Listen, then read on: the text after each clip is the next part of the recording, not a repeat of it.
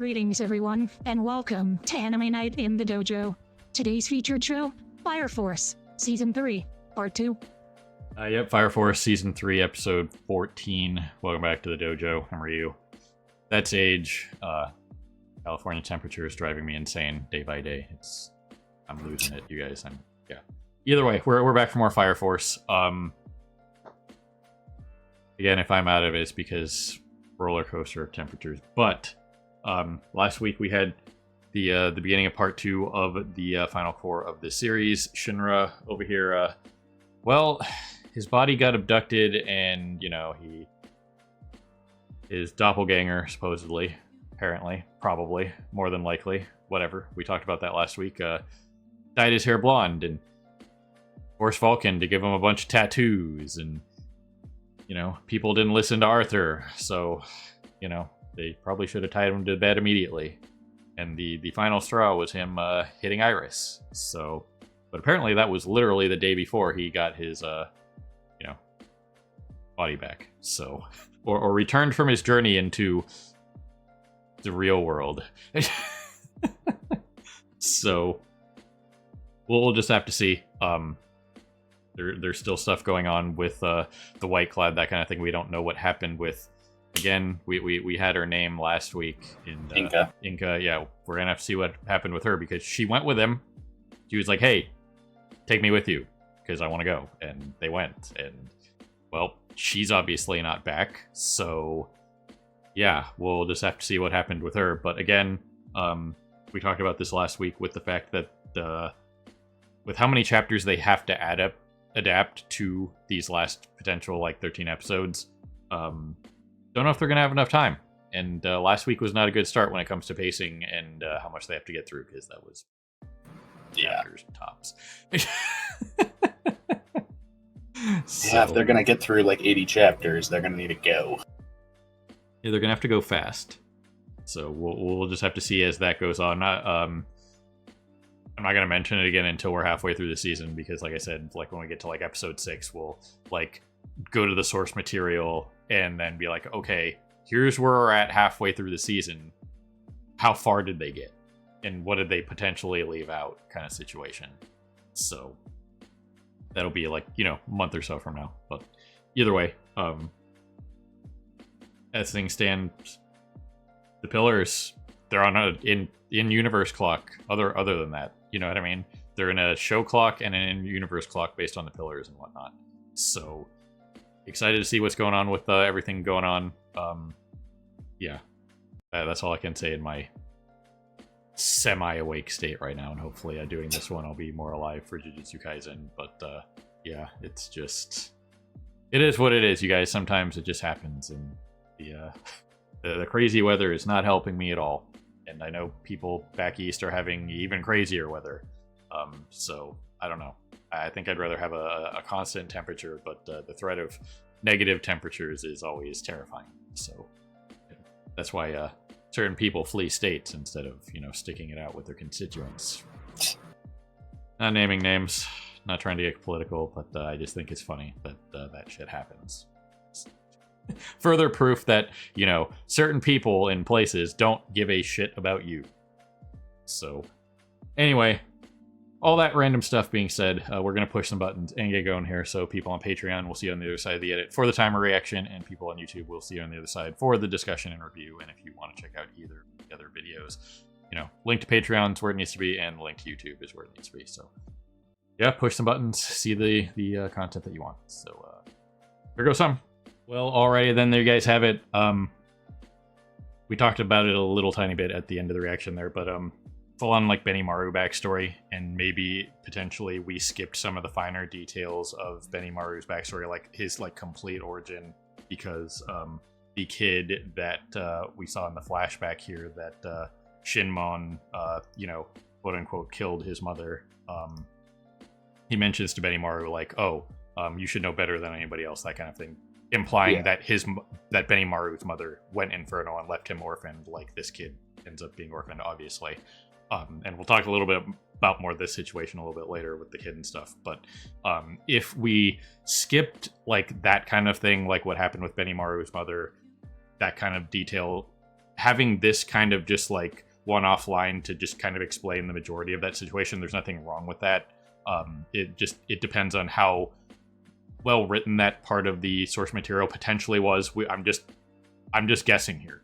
You know what I mean? Based on the fact of the meta knowledge that we have, based on, they have to get through about 80 chapters and they're probably going to have to skip some stuff. So maybe, and we talked about it a little bit at the end of the reaction there, was that maybe they skipped, maybe say Benimaru's backstory, like all this right here in this episode, was like 10 chapters. You know what I mean? And they really, like, the author really went into Benimaru's backstory from, like, him growing up, however old he got, and then, his mother goes infernal, and then the backstory with how the then not Squad 7, but, the Asakusa gang, as they were called back then, adopted him and like started training him. Maybe there was like all of that was part of like Benimaru's backstory, and like how Shinmon trained him and that kind of thing, and how he integrated with the what became Squad 7, that kind of thing. So maybe that was like, I could see that being like 10, like a really in-depth like 10 chapter thing from the author, because of how big of a deal Benimaru's character is based on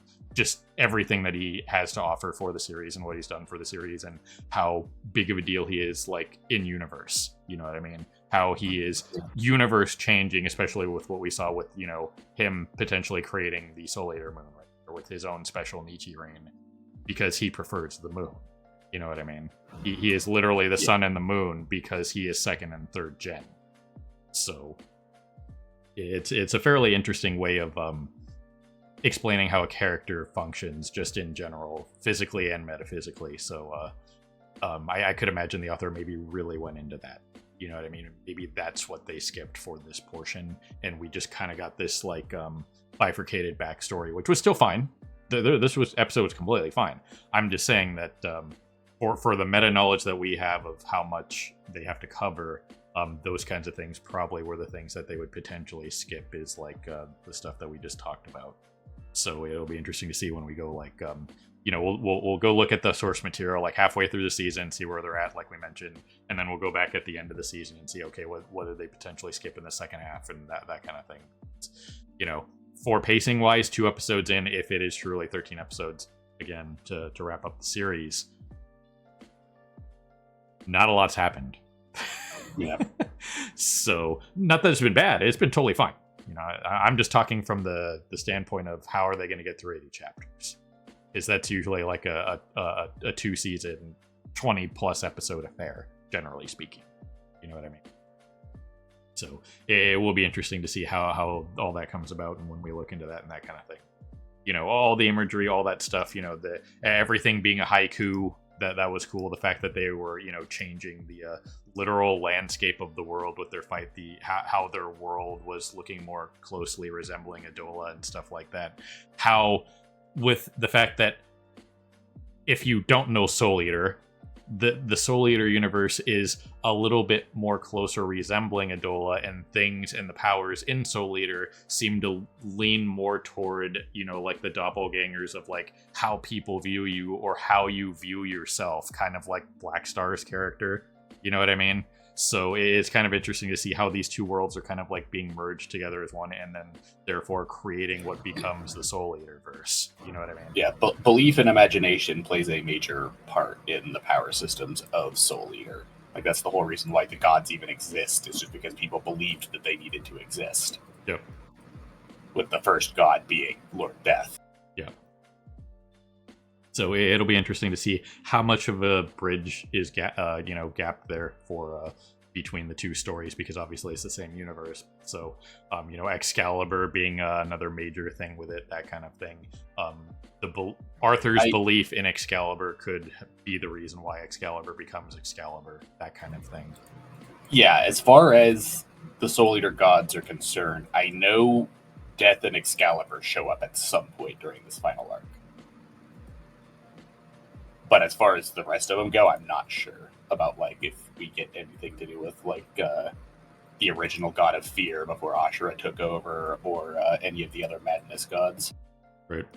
So there's a lot of stuff to cover with connecting the two stories and that kind of thing. So it will be interesting to see. I want to know how we end up in Vegas. We're in Japan. Vegas is really far east or really far west. Well, a little much farther west than it is east, but still, it's pretty far. You know what I mean? Yeah, we don't really know what the whole situation is with why Death chose Vegas to build Death City. We just know the whole thing is that, like, eventually when Ashura goes rogue, he ends up binding Ashura to the city and thus himself to the city as well to keep him there. Right. So there's As some for definitely why he built it in Vegas, we have no idea. Yeah, I mean, I can't wait to see how they even if it's just like a weird hand wave, like, yeah, the world's back in Vegas is cool, fine. Just, you know what I mean? Because as far as we know, the majority of the rest of the world just doesn't exist. So maybe like when Adola and their world merge, it kind of like fixes some things or something. I don't know. It'll be very interesting to see how that's handled. So, yeah. But as it stands, all the Haiku stuff, all the backstory, the twins still being twins even when they're little, it just the little things. You know what I mean? That kind of stuff is hilarious. So you gotta appreciate that kind of stuff going on in the background. But either way, as it stands, this backstory is completely fine. Just encapsulated in potentially shorter form. You know what I mean? Because like we talked about how like this potentially was a shortened version of Benny Mar's backstory. I can't confirm that because I haven't read the source material, and we're not going to until after the fact. You know what I mean? So it just kind of feels like, based on the meta knowledge, they potentially shortened Benny Maru's backstory. I don't know for sure. Okay, so that's just one of those things where if you know, great. But if they're cutting corners anywhere or leaving stuff out, I could potentially see them leaving out the stuff that we talked about. So, but the rest of this was completely, well handled for what it was. And I will say that just all the stuff with Shinmon and like the stuff surrounding his death with that kid killing him it's kind of an interesting thing to look at from the perspective of like a kid his age, of like not being able to understand why his mother had to be killed. You know what I mean? It's a very complex thing of like, oh well, why didn't somebody just tell him, like explain to him, hey, your mom's infernal, this is what has to happen, kind of thing. And as much as you could just like send them to a counseling session or something, you know what I mean, or have somebody talk to them about it, a lot of people in grief especially, and as children, are not going to be willing to accept that as a fact. She was still his mother regardless of the situation. You know what I mean? So yeah, you see that a lot, where like even if it turns out that like a family member has done something ridiculously cruel or has something totally incurable wrong with them, people will still cling to trying to keep them around, even though they know that it's not in either their or other people's best interest to do so. Yep. So a lot of people might question, like, this is completely unrealistic. How can this kid not understand? Trust me, there are plenty of recorded cases of stuff that is exactly like this. Maybe not to the end of like killing the person or whatever, you know what I mean, but just not being able to accept the fact of what may or may not happen with a loved one. Yeah. So yeah, I mean, you also see it a lot in like, say, an easy example is zombie fiction. People keeping loved ones around even though they know that they're bitten, or even after they've already turned into a zombie, still trying to keep them around just in hopes that they can find a way to fix it eventually. Right. Like, even as big of a satirization, since you mentioned that, kind of reminds me of Shaun of the Dead. Speaking of dead, Crunchyroll, I just can't. But in Shaun of the Dead, like when his mom turns, even in a massively satirized comedic film, Shaun still had a hard time pulling the trigger. You know what I mean? For those of you who know what movie I'm talking about, it's a fairly old movie at this point, 20-something years ago at this point. Or 20? Whatever. It was when I was a kid. But either way, I still remember that scene of like even when I was younger and like kid, and when I saw that movie, I was like, wow, yeah, that's kind of crazy that like, his mom's a zombie. Why isn't he just doing it? And it's just like, well, no, I guess I can kind of get it. It's like it's still his mom. You know what I mean? So even in like a major satirical in major satirical representations of things, like they still have the serious, like, well, that's my mom, how do I pull the trigger here? You know what I mean? And there are plenty of people that are in similar situations in reality and fiction that you could use the Sean example where they have to have somebody else pull the trigger. You know what I mean? They accept it enough to the point where it's like, I can't do it. You know what I mean? You have to do it. You have to rip the Band-Aid off for me, kind of situation. So it's one of those things where, again, a lot of people might not understand, like, how does this kid not understand that? It's completely a relatable and realistic thing for that kid to do what he did. Yeah, it's one of those things where if you're emotionally connected to someone, you oftentimes will end up irrational when it comes to things relating to them. Especially in this kid's case where he literally became an orphan because of it. Super traumatic. Yeah. So yeah, and freaking Kibaji doesn't like nothing to try to mitigate that. Like that's one of the main things like Benimaru kind of has over him as far as being the leader of Asakusa goes, is he totally like reinvents the whole system to make it like an actual like puts a big positive spin on it, whereas Hibachi very much just had the I'm killing them, I'm a murderer mentality, makes no attempt really to console people about it. Right. Because for anybody who doesn't remember, anytime somebody goes infernal in Asakusa, when they take them out, it's like a grandiose WrestleMania, whatever you want to call it, like spectacly send-off for them for their life. They turn it into a festival. Yeah. So that's it's definitely a much different approach than how Shinmon handled things, and the way Benimaru handles things is definitely a much better way to handle it to mitigate situations like this, where like Shinmon everything that he talked about in this episode, where he acknowledged that he's like a quote-unquote cold-blooded killer and stuff like that, and he's killing people, but at the end of the day, if he took it more as how the actual Fire Force handles it, and you know, like he mentions, like, oh, they have God to back them up and that kind of thing, and they have like the sisters pray for them and stuff like that to bring like peace to the loved ones and stuff like that because of the religious aspect of it. In his case, you know, he's shouldering the burden of quote-unquote killing people, but at the end of the day, what he's doing is necessary. He can't just let the Infernal live. You know what I mean? It's something that has to be done. We've already like long since established the whole thing that like even if an Infernal is peaceful and doesn't go on a massive like murder spree, once a person goes Infernal, they're in constant suffering. Yep. And there's no way to uninfernal someone that has been found, despite numerous attempts over the many years that this has been happening. Good. You guys remember the Infernal from, I believe it was season 1, where it had enough, the man had enough like will to just realize that he had gone Infernal, and then just sat at like his dining room table and waited to be cleansed, that kind of thing. Yeah. So, and we also seen like a number of cases where like Infernals refuse to attack their loved ones and so on and so forth. Like they still have some mental faculties, even though they are in massive constant pain and in a state of rage. Yep. So it will be interesting to see how, assuming, you know, Adola and their world merge into one thing, whether or not that reduces the suffering of Infernals, if it becomes a thing, how that happens, what comes of that kind of thing. So there's a lot of stuff to get to, obviously, and you know, I just hope that they don't leave out some important bits. You know what I mean? Or in this case, forced to. So we'll just have to see. It probably would have been better to just kind of like do 2 more cores. But I mean, Slime's doing a 5-core 4th season. You know what I mean?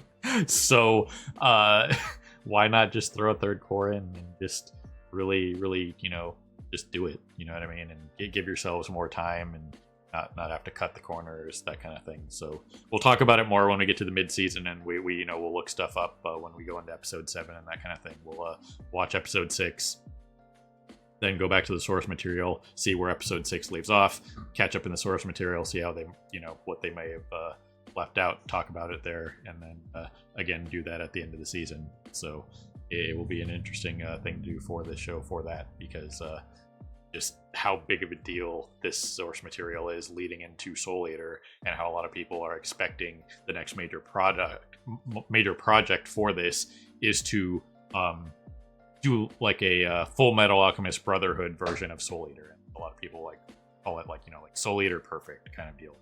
Completely follow the source material as opposed to going like completely anime original like they did at the end of Soul Eater, the original series. So that's like the biggest thing that people really want out of this whole like Fire Force thing. Like, people like Fire Force, but really the thing that people actually want is a Soul Eater Perfect adaptation.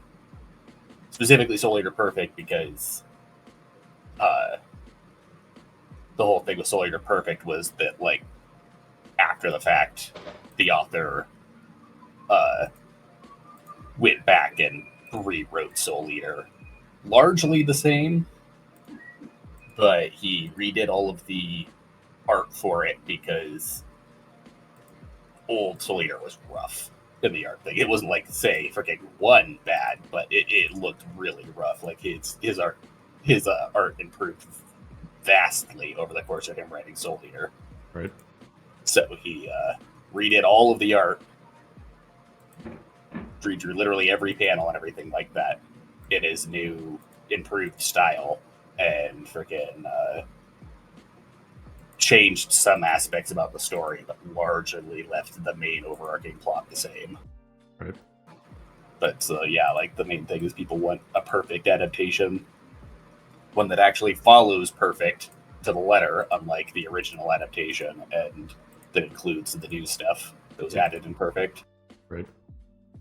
So yeah, that's where we're at. Not really a huge amount more we can say about this episode. It was a very good episode for what it was. Obviously, did what it needed to do, and it'll be interesting to talk about later, like what potentially was left out, that kind of thing. If it was the stuff that we speculated on, probably reasonably okay, and we'll just have to see, But obviously this episode was much better than the previous one because it was just like Shinra waking up and stuff, and the Iris realization of what's going on with her. But yeah, we'll just have to see what goes from here. So hopefully they get everything in that they need to, and the stuff that is potentially cut isn't a gigantic deal. Looking at you, Negretto, and stuff in Tanya, among other things. But yeah, so anyway, that's all I got. Anything else, Age?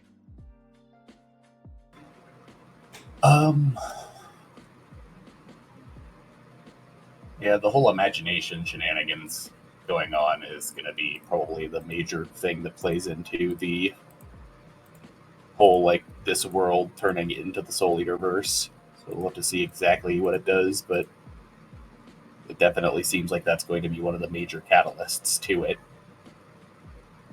Especially because this whole thing here being like that, Benimaru is ultra devoted to the moon, and he puts all his effort into the moon in this fight, and then all of a sudden we have it flashing over to the friggin' Soul Eater moon. Right. Which was more than likely Haumea's plan. Because we already saw her trying to do something involving the Soul Eater moon, and they clearly have some form of way of influencing what Infernals show up where. So this was probably a deliberate thing why they specifically pulled Hibichi's Infernal here, to try to force Benimaru to put his energy into the moon like this. Yep. So anyway, ladies and gentlemen, people of YouTube beyond, whoever you're watching, as always, we appreciate you stopping by and hanging with us here in the dojo for more Anime Night in the dojo. And this was Fire Force Season 3, Episode 14. So have a good morning, evening, afternoon, whatever it is for you. Have a good one. See you next time. Hey everyone, Victoria here. If you enjoyed the video, please consider pushing those like and subscribe buttons. Your support is greatly appreciated. Thanks again for your time, and we hope to see you again in the future.